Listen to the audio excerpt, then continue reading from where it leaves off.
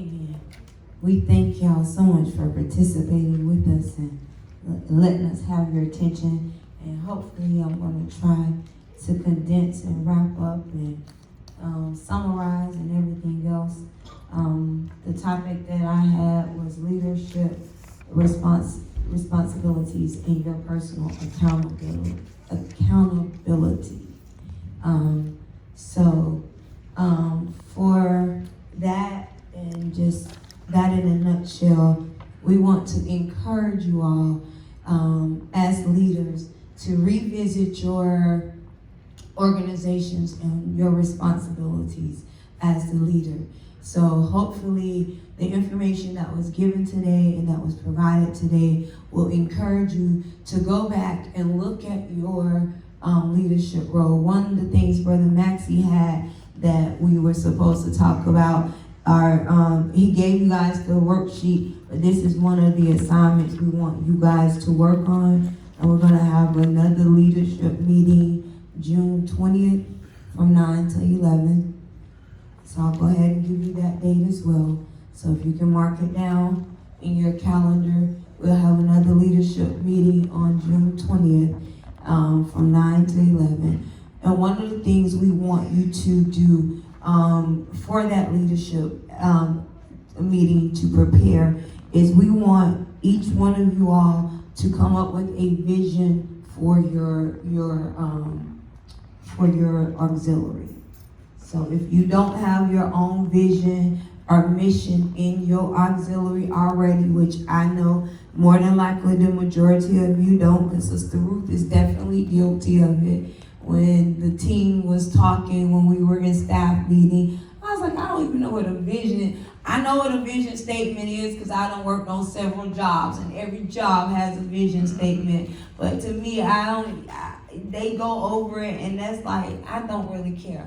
But a lot of people live, die, and eat by the vision of the company or whatever it is. And so what we are trying to do is we are hoping and wanting to do is to build morale in your group and things like that, because where we're going and what we're wanting to do in the ministry going forward is we want to make sure every auxiliary organization is working effectively, because we're getting ready to start launching like new membership classes and stuff like that. We're going to do the first one with the whole church as a whole. That way, everybody that has come in and you say you don't know what the church is about and this and that, you will have all the tools as everyone else. But at the end of the day, when we start doing those membership classes, we want to also open up auxiliaries to other people. So the new members will have options. So when they come to your auxiliary that you're heading up,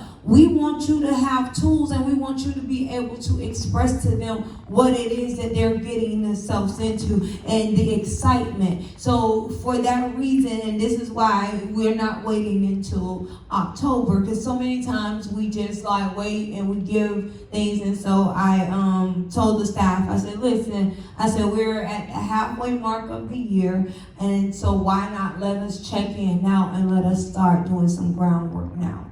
So if you would help us help you, and if you need help with that, and you're like, listen, I'm not good with coming up with this or whatever, get with the office staff, get with myself. You know, we are here. We are wanting to partner with each and every leader to make sure that you have what it is you need. Now, we are going to ask that you do take responsibility, as Sister Shani said.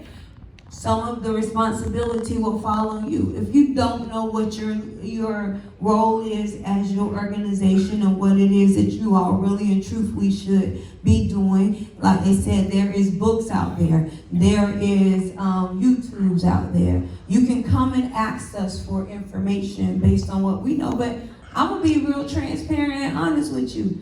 Every organization, we may not know every detail on it.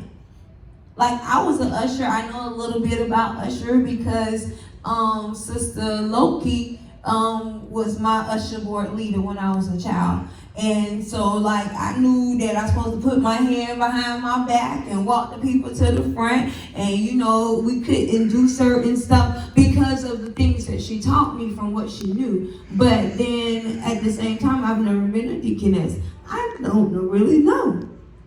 But outside of that, because you've never been that, does not mean that there is not an answer. And if we don't know, then that becomes a place for research. Listen, Sister Ruth has to pick up and do whatever. I am taking the first blame this year for the youth department. We have been existing, and I told Brother Max and that, so we really need to have a meeting, because with everything going on, I have not had a meeting. We haven't had a meeting since maybe when we was getting prepared for this year, but everything else happened. But that does not give me an excuse. But at the same time, I understand the same passion that I had when I became the youth director. I was excited about it. I need to stir up that passion. I know what it is, and I understand that when you get hungry and you're desperate for something, you'll go after it.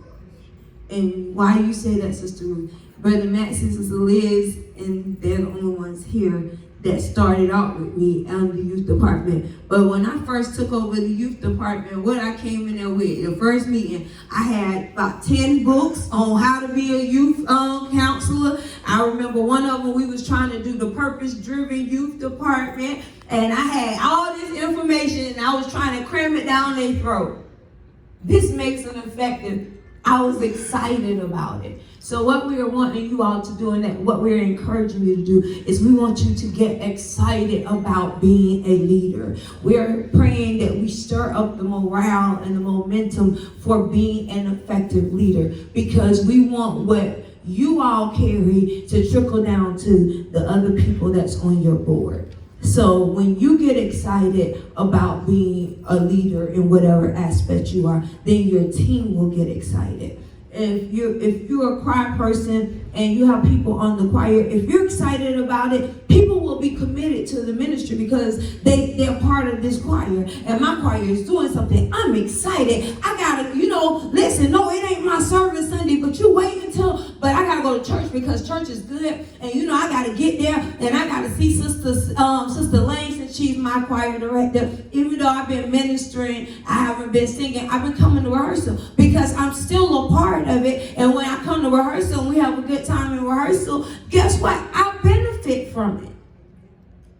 Because now we're here, we gonna learn a new song, we getting it, we sound good. Don't let us really sound good in rehearsal. Our heads be on swole in rehearsal. Like, you wait till Sunday, we gonna kill it.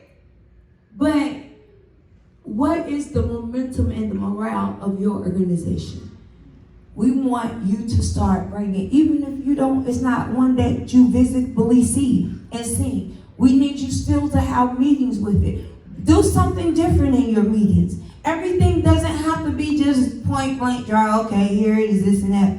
Be creative. Sometimes we're going to have a meeting of just fellowshipping with one another. What is it about Sister Orange? I don't know. Have a getting to know you meeting. That makes people want to be a part. Oh, they really care about me. They really are concerned about me. And I did look up some leadership, but I don't want to kill time, so I'm going to try to give you a few pointers of what I got, and then we're going to try, because I really want to hear feedback from you all, and then we want to dismiss you.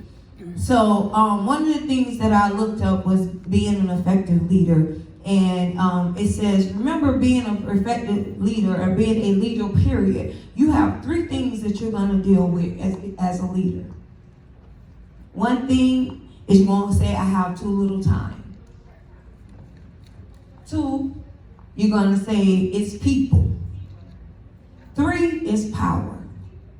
So you're going to encounter, as a leader, you're going to encounter all 3 of those things.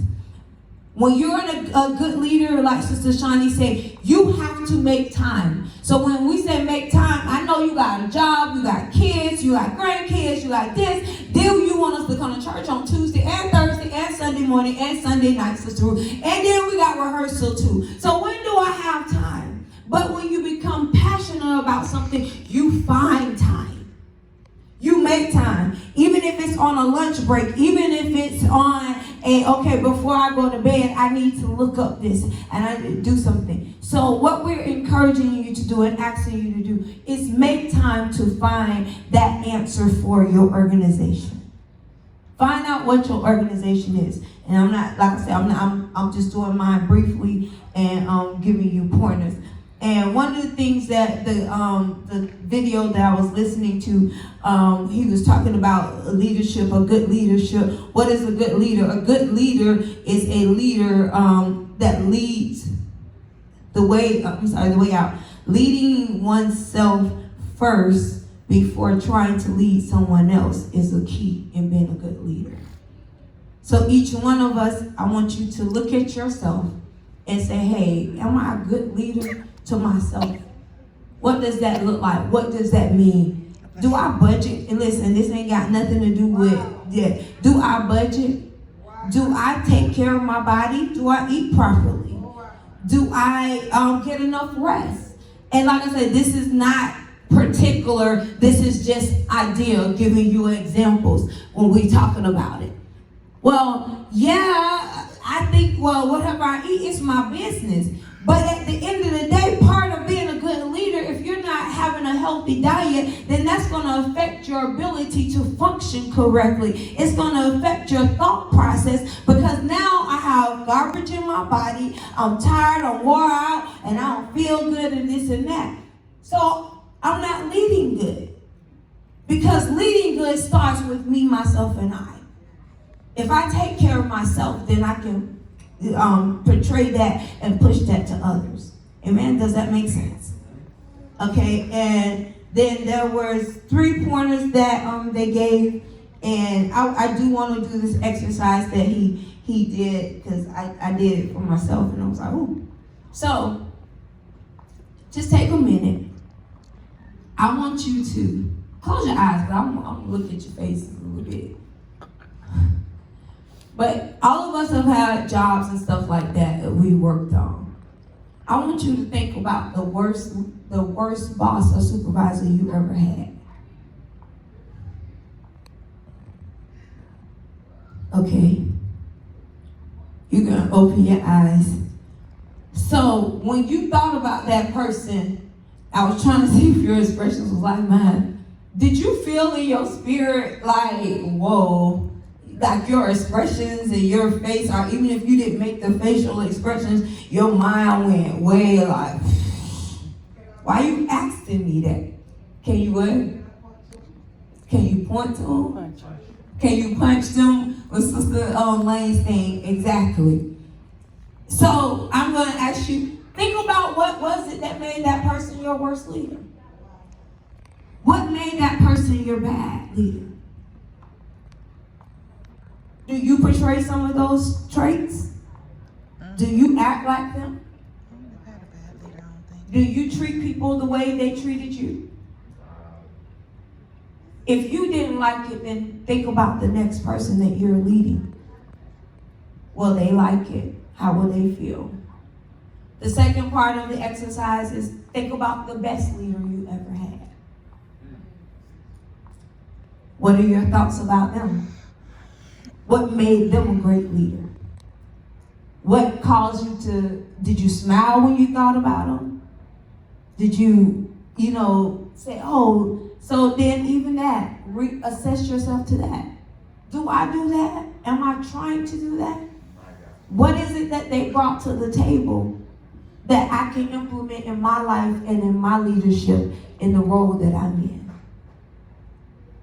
And only because, I really thought of 1 and then 2 and then 3 while I was sitting there, good leaders I had, because I had, and that's unusual, but I am going to give you mine too, just because I want to give you an example of what it is. So, 2 of them I'm going to give you the example of, or I'm just going to use those 2 because they were on the same jobs. I worked at Bank of America.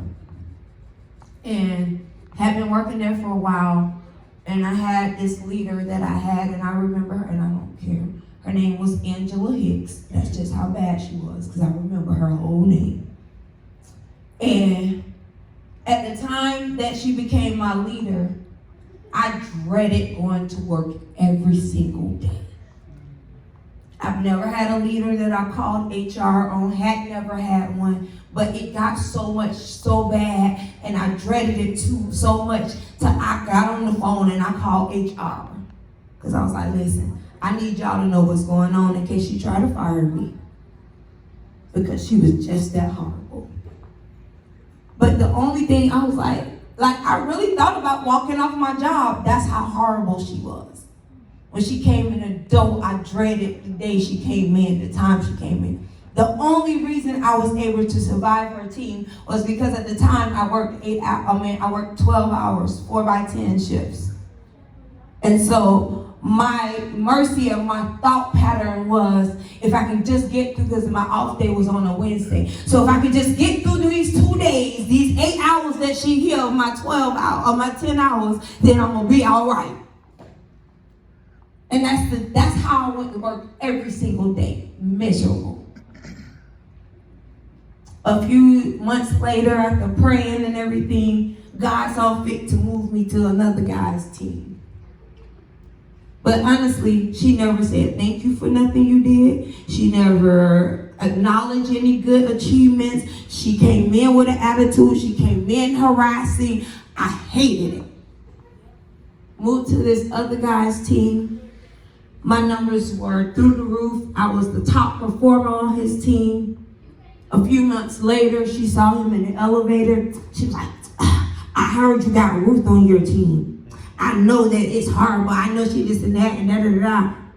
Mind you, I wasn't on the elevator. I didn't know the conversation you had. Didn't need to know. Didn't care, really. I was excited because at this point, I still working 4x10s, but I'm excited to go to work. I'm ecstatic about going to work. I can't wait to get there. I can't wait till my supervisor comes in, because working 4x10s, I'm there before they get in, and I'm off by the time, they're gone by the time I get off. But I'm excited. I can't wait till 8 o'clock for Kevin to come through the door, because he's going to walk through the door and he's going to say, good morning, team. How are y'all doing today? You know what? I'm so excited that you came to work and this and that and da-da-da-da. This is all while he's walking down the aisle. So I'm excited. Yes, I'm taking these calls. I'm telling these people about their business. And I'm excited. And I'm doing a job because my leader is ecstatic about what I'm doing. And when he comes in, he's like, oh, you did a good job. If I had a bad call, it wasn't a bad bash. It was like, Ruth, this call I listened to, it wasn't this, and you could have handled this differently, and this and that, and da-da-da-da. Okay, thank you so much, Kevin. Now go back out there and knock it out the park for me. Yes, sir. What I'm doing, I'm going back to my desk excited. I'm going back over here because I'm making my leader excited to be my leader. And so, even though he wasn't the one that went, like some of my other leaders that I told you, I had 2 more, they bought us lunch if we did it, and Kevin never did any of that. Just the affirmation, just the thought that you're excited that I'm here doing my job. Every day he left the same thing. All right, team, I'm about to go for the day. You all have a wonderful day. Do your best. And I'm so excited that you came in today. I'm glad for all the work and the hard work you put in. Now y'all go home and y'all get off and you be safe and take care of yourself.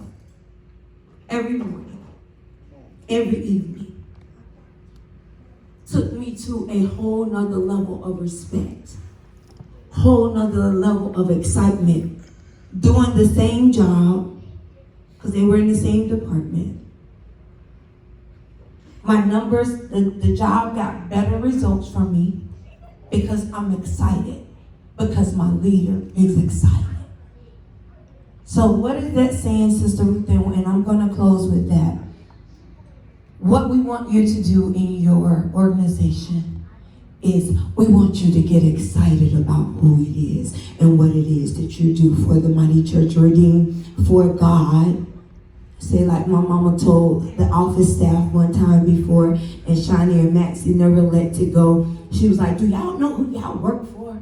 And of course they were like, oh yeah, we work for a pastor. She's like, y'all don't work for me. Y'all work for God. And so I'm going to say that to you as a church.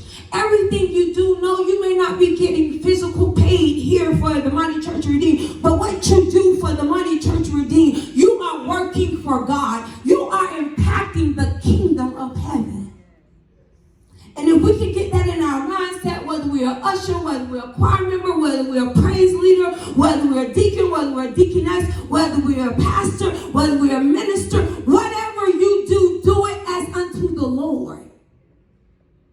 Because whenever you get ready to be repaid for it, then God will honor your sacrifice that you gave. Amen? Amen. Amen. I'm going to stop right there. And we got 5 minutes before our 4. But I just want to hear quick. Can I get somebody to give me something they got out? If you just pop up, give me something. We want to continue, but can I get somebody? Not everybody, just sit down. Yes. Well, I've learned a lot today. Honestly, I have to pull up in a lot of areas. But Can y'all hear her? Or do y'all want her to talk on the mic? Please talk to her. Okay, I have learned a lot today. I have to pull up in a lot of areas. A couple of things that that each facilitator said, I noticed that that I was like, okay, that's good. I'm taking that back. One of the things I think that Minister Ruth started out with was, what is your vision for your auxiliary? What is the vision statement that you have? And I said, and I was like, wow, both auxiliaries, I don't have a statement. I don't have a vision that we can look forward to say, okay, you know what, this is our vision. This is what we're trying to do. And I think when she said that, it made me think, every job that I've worked on, when we had a vision statement, I'm trying to exceed or get to that statement to make sure I'm mimicking what it says. Everything that I do for this job, let it be what this statement say, that this is what we're doing, then this is what I'm doing to partake and do what I'm supposed to do. So that made a whole lot of sense. And I just want to say I wish my manager was here, because I promise I have never called HR on no manager or told on no manager. And I found myself doing that on this job, on this team. So I get where you're coming from. And then it made me think back and say, am I portraying what he does? Do I act? And he's not the only manager that I've had that was bad, but honestly, it made me sit back over here and say, okay, wait a minute. Do I do the same thing? Do I talk to my team or my choir members or my praise team in this aspect? Do I treat them this way? Do I come in greeting them? Do I act? Do I show what I want? So that really just made me think. So, yeah. Hallelujah. Amen. Awesome. Sister Carla.